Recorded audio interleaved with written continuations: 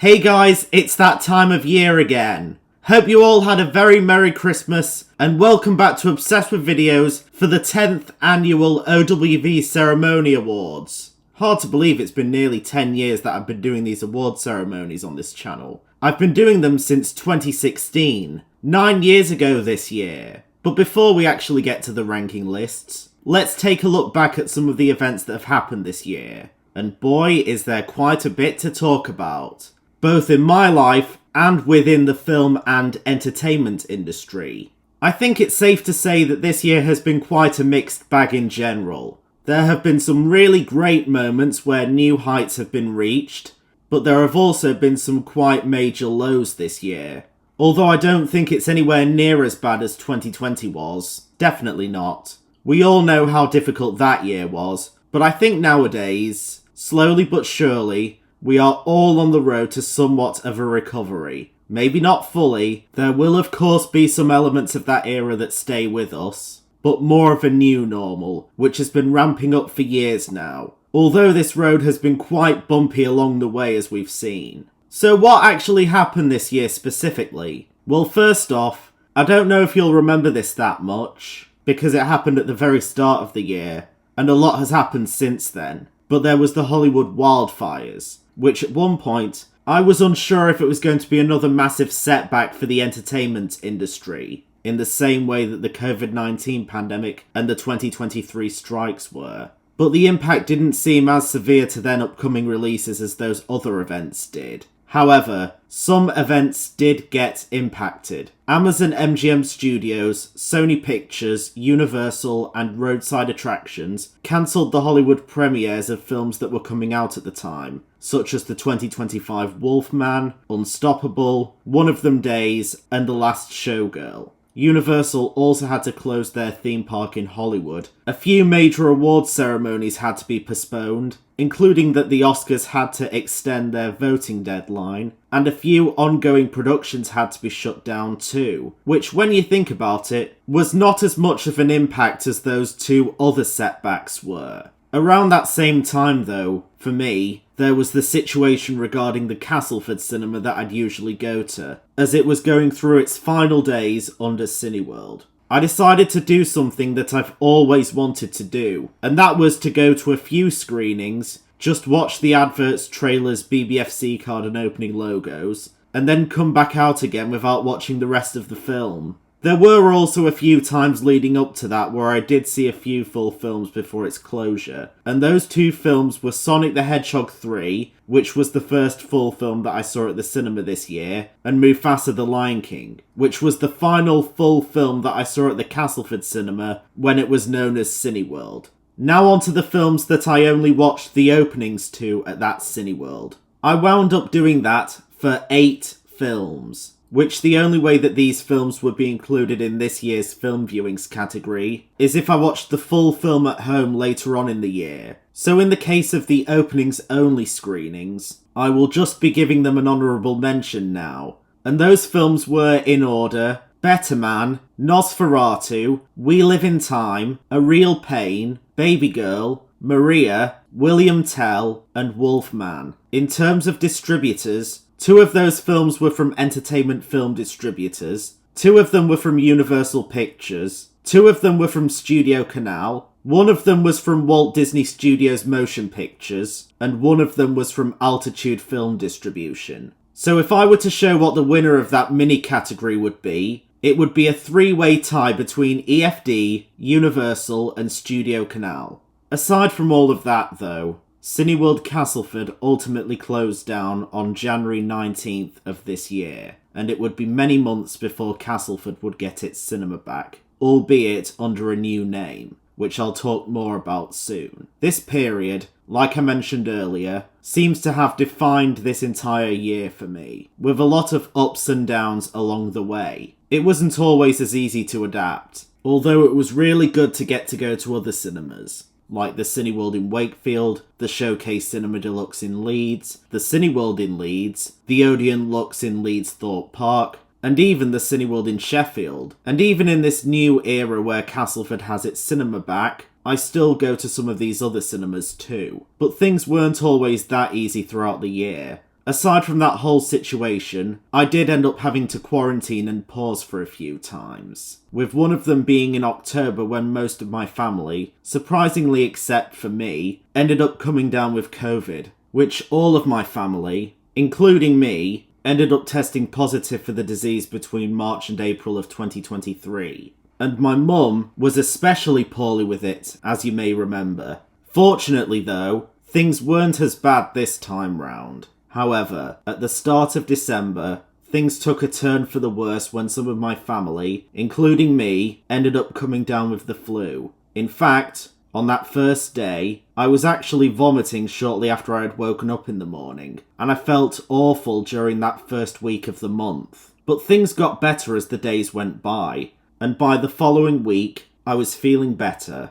Back onto the Castleford cinema situation now. We were left in the dark for months about when it would reopen under its new name. At one point it was rumoured to reopen in the spring, and then around July. And then there were times when some people, including me in particular, were wondering whether it would even be ready for this year, or whether we would have to wait until 2026 or maybe even 2027, which fortunately wasn't the case. As I remember back in the summer of this year when they were refurbishing the cinema, which was already announced in December of 2024, before the closure, that the Castleford cinema would be taken over by the View Cinemas chain, and every week I would check up on it. And ultimately, it was soon announced that it would reopen as View on August 28th, which I was extremely excited about. And when the day finally came, I went to see my first film there, which was Materialists, which came out just a few weeks prior on August 13th. But I was saving it to be the first film that I would see at View in Castleford, and the rest is history. I think that the statement of 2025 being a mixed bag of a year, with ups and downs, can also apply to the state of the film and entertainment industry as a whole this year.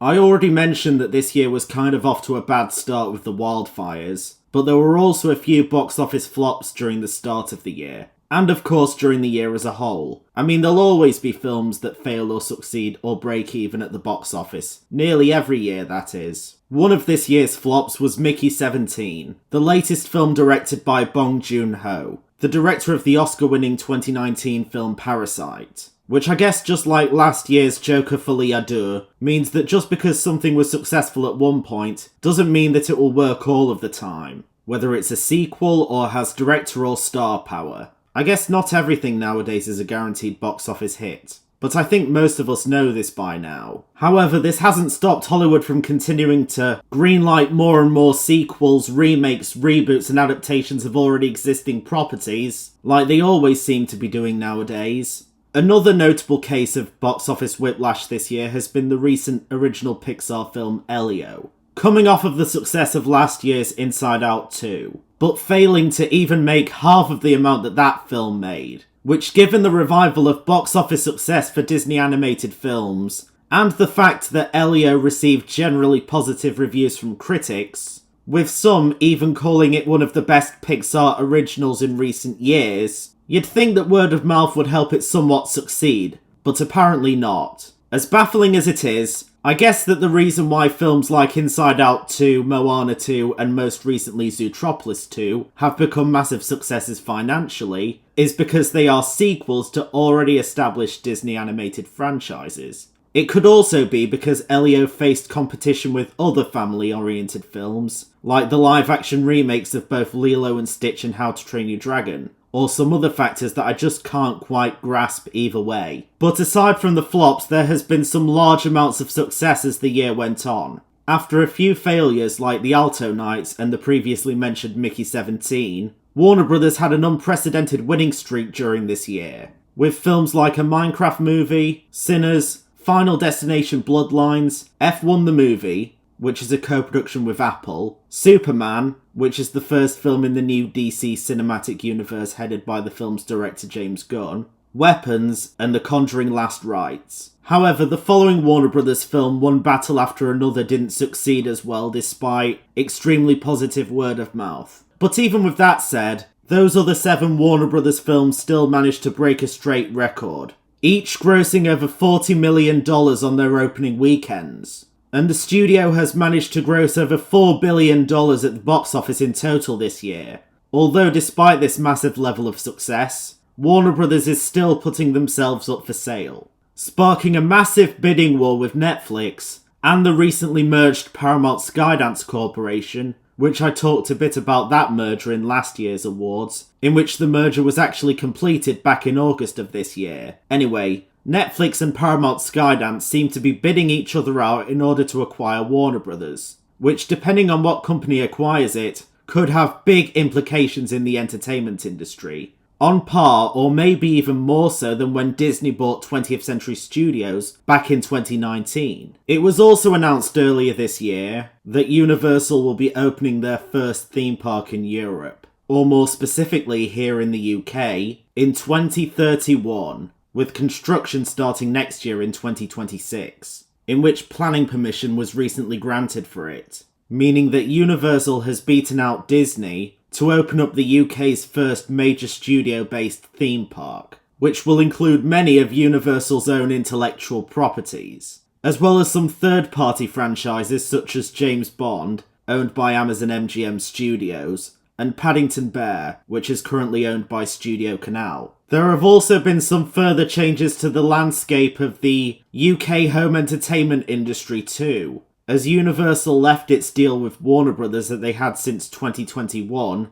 and starting with the home media release of DreamWorks Animation's The Wild Robot on January 20th of this year, started distributing their films through Spirit Entertainment, who are also known for distributing home media content from companies like the BBC, ITV, Channel 4, Picture House Entertainment and Altitude Film Distribution. Speaking of Warner, it seems as if they've decided to abandon distributing their own content on home media in the UK and sign a deal with Elevation Sales, who of course also have deals with Paramount, Disney, Sony, Studio Canal and Lionsgate, among other companies, meaning that Elevation kind of has a monopoly in terms of UK home entertainment distribution at the moment. And given Warner's home media deal with MGM, that seems to be hanging in the balance too. I don't know what's happening with that, especially when MGM has listed a few upcoming UK home media releases, such as The Handmaid's Tale and Stargate SG-1, but Warner Bros. Doesn't seem to be involved at all. And who knows how much further things could change once either Netflix or Paramount Skydance buys out Warner Bros. We'll just have to wait and see, and cross that bridge when we come to it.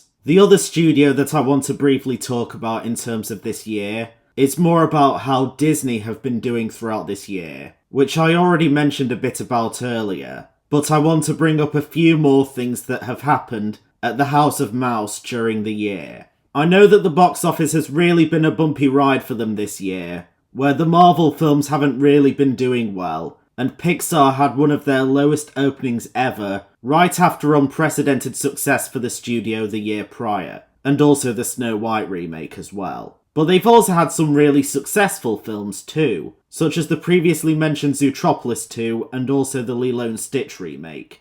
And it looks like Avatar Fire and Ash could soon join that line of success too. Actually, they've managed to become the only studio to gross over $6 billion at the box office this year, which hasn't happened since 2019. So that's still massive success in total, despite having some misfires in there in addition to the successes. And with all that introductory talk out of the way, let's actually get on with the ranking lists now. Starting with the home media ranking list, in which I ended up getting 37 home media releases in total this year, so not as much as last year. But hey, some years are bigger than others. Anyway, let's start ranking all of the titles up by distributor, starting with Entertainment in Video, in which I got one release from them this year, which is Scream 4. Icon Home Entertainment, I got one release from them this year, which is It's a Boy Girl Thing. Momentum Pictures, I got one release from them this year, which is The Dark. Paramount Home Entertainment, I got one release from them this year, which is Virtuosity. Trinity Creative Partnership,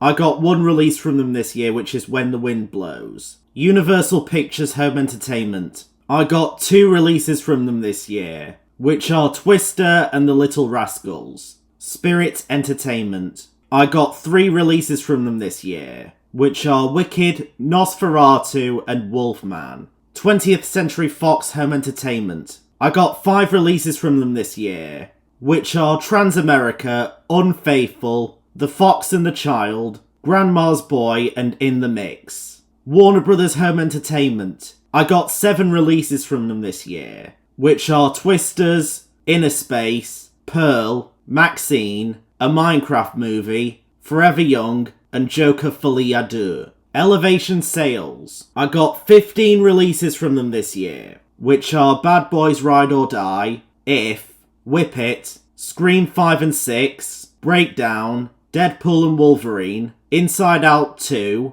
Captain America Brave New World, Cliffhanger, Gladiator 2, The Running Man, LOL, Venom The Last Dance, The Descent, and The Last Castle. And the winner of distributors for this ranking list is...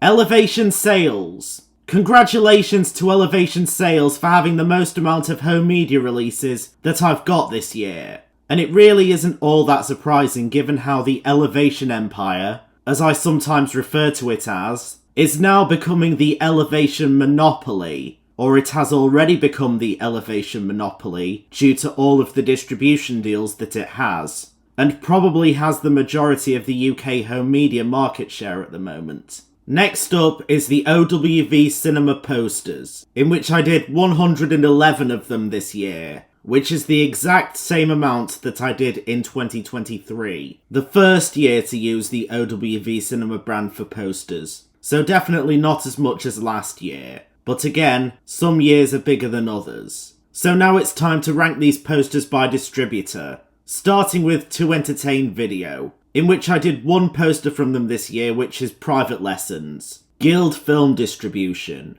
I did 1 poster from them this year, which is Playing for Keeps. Icon Home Entertainment. I did 1 poster from them this year, which is The X. Optimum Releasing. I did 1 poster from them this year, which is The Last Exorcism. Palace Pictures. I did 1 poster from them this year, which is When Harry Met Sally. Rank Film Distributors. I did 1 poster from them this year, which is The Shawshank Redemption. Red Bus Film Distribution. I did 1 poster from them this year, which is Revolver. Soda Pictures. I did 1 poster from them this year, which is Spiderhole. Studio Canal. I did 1 poster from them this year, which is The Last Exorcism Part 2. True Brit Entertainment. I did 1 poster from them this year, which is Marching Powder. Vertigo Films. I did 1 poster from them this year, which is Outcast. Icon Film Distribution. I did 2 posters from them this year, which are Paranormal Activity and The Box. Lionsgate Films. I did 2 posters from them this year, which are Playing for Keeps and The Last Stand. Elevation Sales. I did 3 posters from them this year, which are Private Lessons, Predator 2, and Predators. Momentum Pictures. I did 3 posters from them this year, which are Quartet, Safe Haven, and The Accidental Husband. Pathé.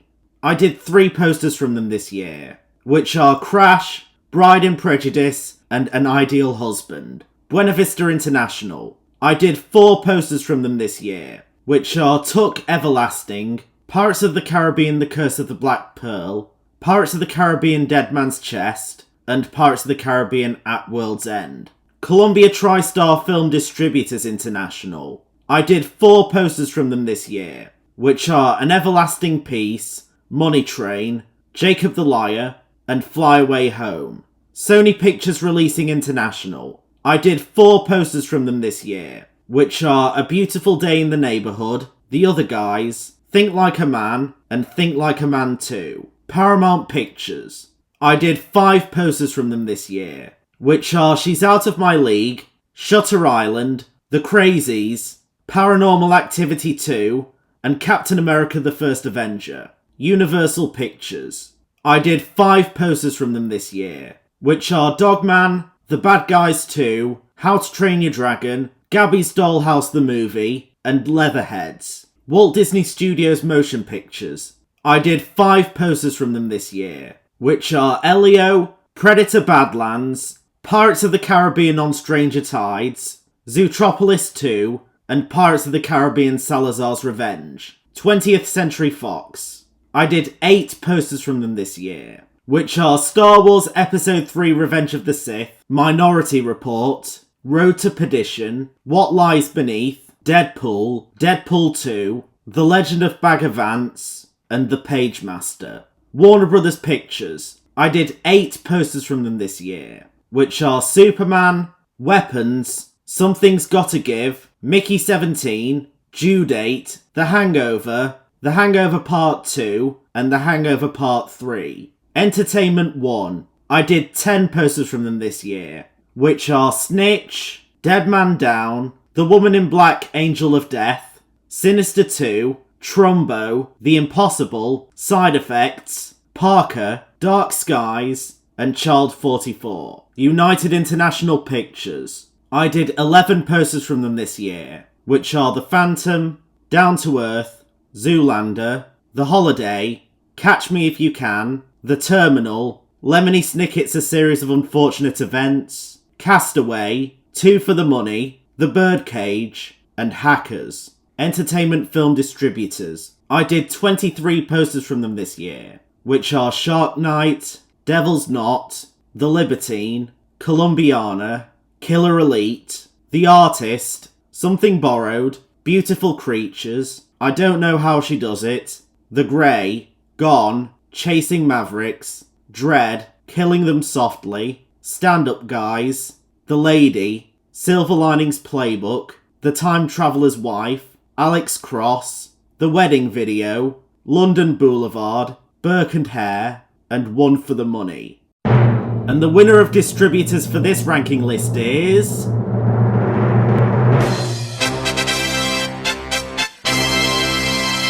Entertainment Film Distributors. Congratulations to Entertainment Film Distributors for having the most amount of OWV cinema posters that I did this year. But the one category this year that has more than doubled the amount compared to last year, and more so for the last few years, is the third and final category in this year's awards, which is the film viewings ranking list, in which I've watched 289 films throughout this entire year, and only about 85 of them were at the cinema, which in itself is a record breaker compared to the 69 that I watched at the cinema last year. So not only have I surpassed 70 cinema viewings this year, but I've surpassed 80 cinema viewings this year, which is quite admirable and really good despite the circumstances that I faced during most of the year. But aside from the films that I watched at the cinema, I watched over 200 films at home this year, making up a large portion of my film viewings of this year alone,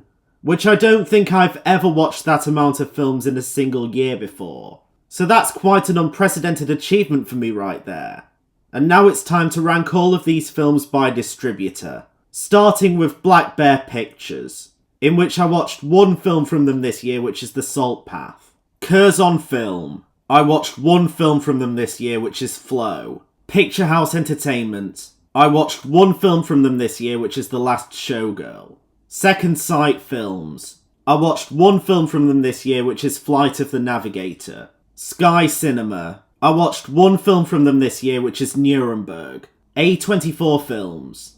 I watched 2 films from them this year, which are Warfare and The Whale. Altitude Film Distribution.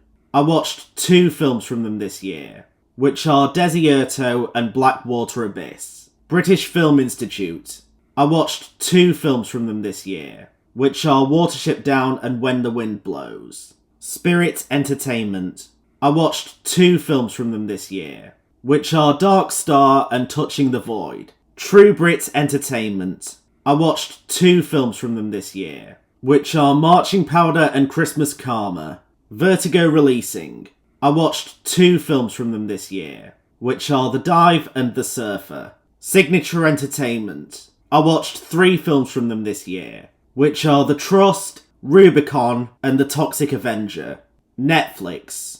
I watched 4 films from them this year, which are Chicken Run Dawn of the Nugget, Stowaway, Fixed, and K-Pop Demon Hunters. Studio Canal. I watched 9 films from them this year, which are Chicken Run, Baghead, Wrong Turn, Creep, Something in the Water, Total Recall, The Life of Chuck, Cliffhanger, and I Swear, entertainment film distributors. I watched 11 films from them this year, which are Underworld Awakening, Last Breath, Death of a Unicorn, The Cave, Selfless, Heretic, X, Scream 4, Better Man, Fackham Hall, and Baby Girl. Kaleidoscope Entertainment. I watched 16 films from them this year, which are White Squall, Rogue, Wise Girls, Smart People, Code 46, Whipped, Swim Fan, Paparazzi,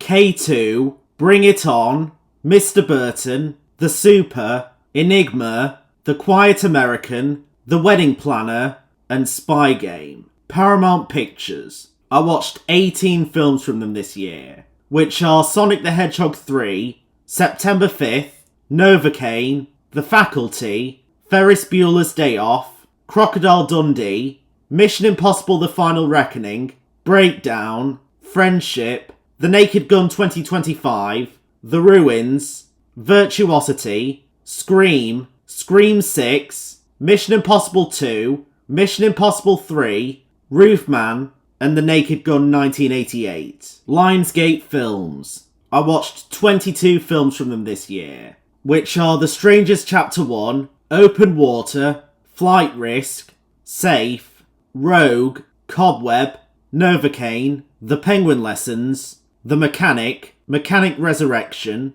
Slackers, From the World of John Wick Ballerina, Whip It, Oasis Supersonic, Tornado, Crank 2 High Voltage, The Long Walk, American Psycho, Twilight, Good Fortune, Trumbo, and Now You See Me Now You Don't. Sony Pictures Releasing International. I watched 23 films from them this year, which are Bodies, Bodies, Bodies, Saturday Night, Anaconda, Anaconda's The Hunt for the Blood Orchid, Man of the House, Stealth, One of Them Days, Nick and Nora's Infinite Playlist, Identity, Vacancy, The New Guy, The Shallows, Armoured, The Bounty Hunter, Karate Kid Legends, Materialists, Caught Stealing, Spinal Tap 2 The End Continues, A Big Bold Beautiful Journey, 13 Going on 30, The Choral, Thanksgiving,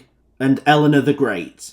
Universal Pictures. I watched 34 films from them this year, which are The Thing, Jewel, Sanctum, Love Hurts, Bridget Jones' Mad About the Boy, The Big Lebowski, Blackwater, The Atomic Cafe, Black Bag, The Black Phone, Drop, The Phoenician Scheme, The Ballad of Wallace Island, How to Train Your Dragon, Megan 2.0, Ouija, Crank, Jurassic World Rebirth, Nobody 2, Eddington, Flipper, Honey Don't, The Bourne Supremacy, Me She the Water Giant, Billy Elliot, Lisa Frankenstein, Abigail, Pearl, Maxine, Wallace and Gromit The Curse of the Were-Rabbit, Bugonia, Field of Dreams, The Holiday, and The Holdovers. Warner Brothers Pictures. I watched 51 films from them this year, which are Alaska, Red Planet, The Adventures of Priscilla Queen of the Desert,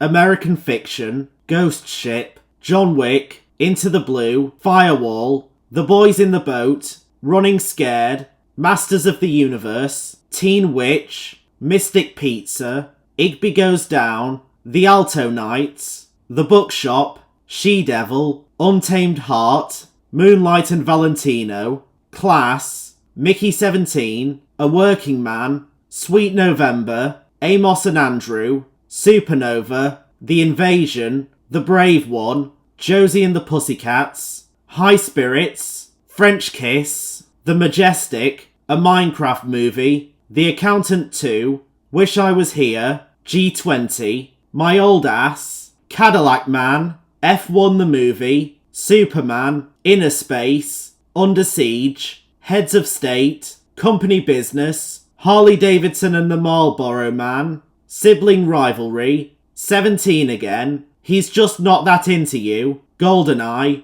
The Shawshank Redemption, Jack Frost, and The Polar Express. Walt Disney Studios Motion Pictures. I watched 81 films from them this year, which are Mufasa the Lion King, A Complete Unknown, Solaris, Flight of the Phoenix, Phone Booth, Taxi, Alien vs. Predator, Medicine Man, College Road Trip, Captain America Brave New World, Black Knight, Lake Placid, Joyride, The Amateur, The Sentinel, Shipwrecked, My Super Ex-Girlfriend, Homeward Bound The Incredible Journey, Homeward Bound 2 Lost in San Francisco, Heavyweights, Thunderbolts, White Fang 2 Myth of the White Wolf, Iron Will, Snow Dogs, 8 Below, Aliens of the Deep, Beverly Hills Chihuahua, The Life Aquatic with Steve Zissou, The Big Green, The Country Bears, Max Keeble's Big Move, The Grand Budapest Hotel, The Young Black Stallion, The Adventures of Huck Finn, Tom and Huck, Flubber, Flicker, Big Mamas Like Father Like Son, High Crimes, Cyrus, Postgrad, All About Steve, Bride Wars, Lilo and Stitch, Bedazzled, Joe Somebody, First Daughter, The Rocker, Mission to Mars, Chain Reaction, The Guardian, Jungle Cruise, The Banshees of Inisherin, Fresh, Fire Island, Not Okay, No Exit, No One Will Save You, Chank and Dunk, Theatre Camp, World's Best, Empire Records, X-Men 2, 6 Days 7 Nights, B Season, Snake Eyes, Street Kings, Gone in 60 Seconds, Freakier Friday, X-Men First Class, Unfinished Business, 10 Things I Hate About You, High Fidelity, The Roses, Elio, What Lies Beneath, Tron Ares, Springsteen Deliver Me From Nowhere, Predator Badlands, and The Nightmare Before Christmas. And the distributor with the most amount of films I've watched this year is...